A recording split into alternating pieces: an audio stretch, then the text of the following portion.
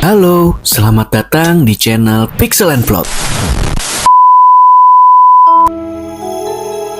Cerita dimulai di sebuah kabin terpencil, di mana seorang profesor bernama John Oldman sedang bersiap untuk pindah secara mendadak. Rekan-rekan kerjanya yang semuanya adalah ilmuwan di bidang antropologi, arkeologi, biologi, dan psikologi datang untuk menuntut penjelasan. Disinilah John memberikan pernyataan yang tidak masuk akal. Ia mengklaim bahwa ia telah hidup selama 14.000 tahun dan tidak pernah menua sejak ia berusia 35 tahun. Secara teknis, John menantang rekan-rekannya untuk membuktikan bahwa ia berbohong. Dari sudut pandang biologi, rekan John yang bernama Harry mulai membedah kemungkinan ini. Mengapa manusia menua? Di dunia nyata, penuaan terjadi karena pemendekan telomer, ujung pelindung pada untaian DNA kita. Setiap kali sel membelah, telomer ini memendek hingga akhirnya sel tidak bisa lagi bereplikasi dengan benar dan mati. John mengklaim bahwa sistem biologisnya memiliki kemampuan regenerasi sel yang sempurna, di mana setiap sel yang rusak diganti dengan salinan yang identik tanpa cacat genetika. John menjelaskan bahwa ia adalah seorang Cro-Magnon yang selamat dari zaman es. Ia menyadari keanehannya saat semua orang di sukunya menua dan mati, sementara ia tetap sama.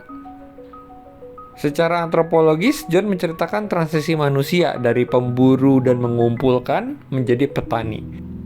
Ia tidak bercerita seperti buku sejarah yang penuh dengan tanggal-tanggal besar, melainkan melalui detail kecil yang sering luput. Rasa dingin yang menusuk tulang selama ribuan tahun dan bagaimana konsep kepemilikan mulai muncul di benak manusia purba. Salah satu momen riset paling menarik di sini adalah saat John membahas tentang memori. Rekan-rekannya bertanya, bagaimana kamu bisa mengingat 14.000 tahun? Jawaban John sangat realistis secara neurologis. Ia tidak ingat semuanya. Memori manusia memiliki kapasitas terbatas. Ia melupakan bahasa-bahasa kuno yang tidak lagi digunakan dan hanya mengingat peristiwa besar melalui distorsi waktu. Ia menjelaskan bahwa ia harus terus berpindah setiap 10 tahun sekali agar orang-orang tidak menyadari bahwa ia tidak pernah menua. Sebuah prosedur teknis untuk bertahan hidup di tengah masyarakat yang fana.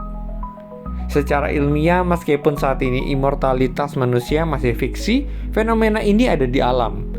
Makhluk seperti Turritopsis dohrnii atau ubur-ubur abadi memiliki kemampuan untuk memutar balik jam biologi sel mereka kembali ke tahap awal. Analisis John Oldman dalam film ini menyiratkan bahwa ia adalah sebuah penyimpangan genetik yang sangat langka, sebuah kesalahan alam yang membuatnya menjadi saksi bisu sejarah manusia. Pertemuan di ruangan itu yang awalnya adalah perpisahan biasa berubah menjadi sesi bedah logika. John tidak memberikan bukti fisik karena menurutnya tidak ada benda dari 14.000 tahun lalu yang bisa ia simpan tanpa menimbulkan kecurigaan. Ia hanya memiliki cerita dan cerita itu mulai meruntuhkan logika para ilmuwan yang mendengarkannya. Setelah perdebatan tentang biologi, John Oldman mulai memaparkan rute perjalanan hidupnya melintasi ribuan tahun. Sebagai seorang saksi sejarah, John tidak memberikan narasi kepahlawanan, melainkan perspektif seorang penyintas yang pragmatis. Ia menjelaskan bagaimana ia berpindah dari satu peradaban ke peradaban lain. Dari menjadi seorang pedagang di Sumeria hingga menjadi pelaut yang melihat garis pantai dunia berubah akibat kenaikan permukaan laut pasca zaman es. Salah satu momen paling teknis dalam diskusi ini adalah ketika Edith, sang profesor sejarah seni, menanyakan tentang lukisan Van Gogh yang asli yang dimiliki John. John mengaku bahwa lukisan itu diberikan langsung oleh Van Gogh kepadanya. Namun, John menekankan poin penting, ia tidak tahu Van Gogh akan menjadi legenda. Baginya saat itu, Van Gogh hanyalah seorang pria bermasalah yang memberikan lukisan sebagai imbalan atau hadiah. Analisis ini sangat logis secara riset sejarah. Banyak tokoh besar dunia yang baru dianggap besar ratusan tahun setelah mereka meninggal. John melihat mereka dalam kondisi manusiawi yang paling mentah. John kemudian mengklaim bahwa ia pernah belajar langsung di bawah bimbingan Siddhartha Gautama atau Buddha di India. Ia menjelaskan filsafat timur bukan sebagai dogma agama, melainkan sebagai ilmu tentang cara mengendalikan pikiran dan rasa sakit. Sebuah mekanisme yang ia butuhkan untuk bertahan hidup selama ribuan tahun tanpa menjadi gila. Klaim ini didukung oleh fakta sejarah tentang jalur perdagangan kuno yang memungkinkan perpindahan manusia antar benua bahkan ribuan tahun lalu. John memposisikan dirinya sebagai perpustakaan berjalan yang menyerap ilmu dari setiap zaman. Rekan-rekannya mencoba menjebak John dengan pertanyaan-pertanyaan akademis yang sangat mendalam tentang bahasa kuno dan peristiwa spesifik. Namun jawaban John sangat cerdas. Ia menjelaskan bahwa pengetahuan sejarah yang dimiliki para profesor saat ini berasal dari buku. Sedangkan ingatannya berasal dari pengalaman indrawi yang seringkali berbeda dengan catatan sejarah resmi.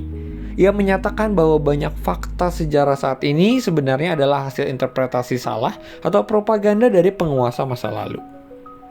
Secara riset dunia nyata ini bersinggungan dengan konsep oral history atau sejarah lisan. John menekankan bahwa informasi akan selalu terdistorsi seiring berjalannya waktu. Ia memberi contoh sederhana, bagaimana sebuah dialek bahasa bisa berubah total hanya dalam beberapa generasi. Baginya, sejarah bukan tentang tanggal dan angka, melainkan tentang pola perilaku manusia yang selalu berulang, perang, kekuasaan, dan rasa takut terhadap kematian. Ketegangan mencapai puncaknya ketika rekan-rekannya menyadari bahwa John tidak bisa dipatahkan secara logika. Tidak ada bukti fisik, namun tidak ada pula celah dalam narasinya. John memposisikan dirinya di sebuah zona abu-abu, di mana ia bisa jadi adalah seorang pembohong jenius dengan pengetahuan ensiklopedis, atau ia memang benar-benar seorang manusia purba yang telah melihat segalanya. Puncak dari pengakuan John Altman terjadi ketika ia menyentuh topik yang paling berbahaya bagi peradaban manusia, yaitu adalah agama. John mengklaim bahwa ribuan tahun setelah belajar dari Buddha di India, ia mencoba membawa ajaran etika dan kedamaian tersebut ke dunia barat, tepatnya ke wilayah Timur Tengah pada masa kekuasaan Romawi. Ia menjelaskan bahwa identitas yang kemudian dikenal dunia sebagai sosok religius besar sebenarnya adalah dirinya, namun ajarannya telah mengalami distorsi total. Secara teknis, John melakukan rekonstruksi terhadap dogma. Ia menjelaskan bahwa istilah-istilah metafisika yang ada saat ini sebenarnya adalah salah terjemahan atau kiasan yang diambil terlalu harafiah. Analisis riset di dunia nyata mendukung klaim ini melalui studio etimologi dan sinkretisme, di mana ajaran-ajaran dari timur memang seringkali beririsan dengan tradisi barat melalui jalur perdagangan kuno.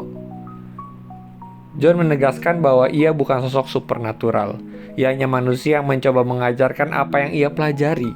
Namun masyarakat saat itu butuh sosok ajaib untuk dipercaya, sehingga mereka menciptakan narasi mukjizat di sekitar namanya. Pernyataan ini memicu kemarahan besar dari Edith, rekan John yang sangat religius. Di sini kita melihat benturan antara fakta empiris yang diklaim John dengan iman psikologis. John menjelaskan bahwa agama seringkali menjadi mekanisme pertahanan manusia untuk menghadapi rasa takut akan kematian. Sesuatu yang tidak ia miliki karena ia tidak bisa mati. Baginya, struktur agama yang ada sekarang hanyalah tumpukan interpretasi yang sudah jauh melenceng dari niat aslinya. Setelah perdebatan memanas, salah satu rekan senior John, Dr. Will Graber, seorang psikolog yang sedang berduka karena kematian istrinya, mulai mengalami gangguan emosional. Will menganggap John sudah keterlaluan dan mungkin mengalami delusi psikotis. Melihat situasi yang hampir lepas kendali, John akhirnya memutuskan untuk mundur. Ia menarik kembali semua pernyataannya dan mengaku bahwa semua itu hanyalah cerita fiksi yang ia karang untuk mengerjai mereka. Ruangan pun menjadi tenang. Rekan-rekannya merasa lega meskipun tetap menyimpan sedikit keraguan. Namun, momen paling krusial dalam film ini terjadi saat semua orang sudah pergi kecuali Will Graber. John tanpa sengaja menyebutkan daftar nama alias yang pernah ia gunakan di masa lalu, termasuk sebuah nama yang sangat spesifik dari 60 tahun yang lalu. Will terkejut mendengar nama itu karena itu adalah nama ayahnya, seorang profesor yang meninggalkan keluarganya puluhan tahun silam. Secara teknis ini adalah pengungkapan identitas yang tak terbantahkan. John Altman menyadari bahwa ia baru saja mengaku di depan anak kandungnya sendiri, yang sekarang secara biologis justru terlihat jauh lebih tua darinya.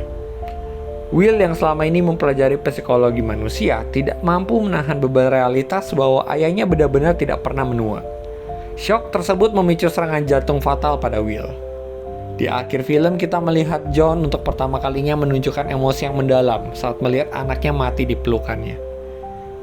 Ini adalah paradoks yang sangat dingin. Sang anak mati karena usia tua, sementara sang ayah tetap di usia 35 tahun. Kejadian ini membuktikan satu hal secara teknis. Immortalitas bukan hanya tentang hidup selamanya, tapi tentang terus-menerus menyaksikan semua orang yang kamu cintai membusuk dan menghilang. John kemudian pergi memulai siklus 10 tahun barunya, membawa beban sejarah yang kini ditambah dengan memori tentang kematian anaknya sendiri.